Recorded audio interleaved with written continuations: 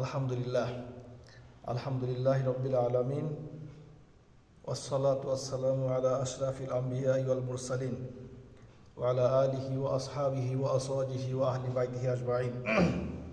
আলহামদুলিল্লাহ, আল্লাহ তাআলার দরবারে শুকরিয়া। আল্লাহ তাআলা আমাদেরকে এশার সালাত জামাতের সাথে আদায় করার তৌফিক দিয়েছেন। আলহামদুলিল্লাহ, এই যে আমরা এশার নামাজ জামাতে পড়লাম, একটা ফজিলত আছে। রাসূল করিম সাল্লাল্লাহু আলাইহি ওয়াসাল্লাম বলেছেন, যে ব্যক্তি এশার নামাজ পড়ে সেই জন্য অর্ধেক রাত্রি নামাজ পড়ে।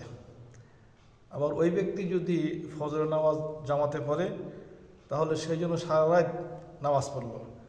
রাসূল করিম সাল্লাল্লাহু আলাইহি ওয়াসাল্লাম বলেছেন এইভাবে যে, মান সাল্লা সালাতুল ইশা মাআল জামাআ ফাকা আন্নামা কামা নিসফুল লাইলি ওমান সাল্লা সালাতুল ফাজরি মাআল জামাআ ফাকা আন্নামা কামা কুল্লুল লাইলি আও কামা ক্বালা নবী সাল্লাল্লাহু আলাইহি ওয়াসাল্লাম। অর্থাৎ রাসূল করিম সাল্লাল্লাহু আলাইহি ওয়াসাল্লাম বলেছেন, যে ব্যক্তি এশার নামাজ জামাতে পড়ল সেই জন্য অর্ধেক রাত্রি নামাজ পড়ল।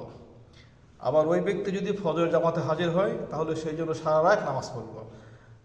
আমি এখন কি এশার নামাজ জামাতে পড়েছি, গিয়ে ঘুমাবো, ঘুমিয়েও আমরা অর্ধেক রাত্রি নামাজ পড়ার ফজিলত পাবো। কি জন্য? যে আমরা এশার সালাতে জামাতে হাজির হয়েছি।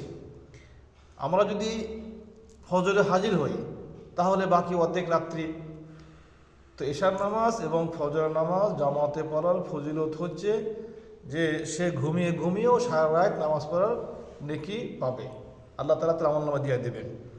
রাসূল করিম সাল্লাল্লাহু আলাইহি ওয়াসাল্লাম হাদিসে বলেছেন যে এশা এবং ফজর মুনাফিকের উপরে সবচেয়ে বেশি কঠিন। লাইসা সালাতুন আসকালু আলাল মুনাফিক সালাতুল ফজর ওয়াল ইশা। আল্লাহ রাসূল বলেছেন যে মুনাফিকের উপরে সবচেয়ে কঠিন হচ্ছে এশা এবং ফজরের জামাতে হাজির হওয়া। আরও অনেক হাদিস আছে, অনেক কথা আছে। ইনশাআল্লাহ আল্লাহ তাআলা তৌফিক দিলে আগামীতে হবে।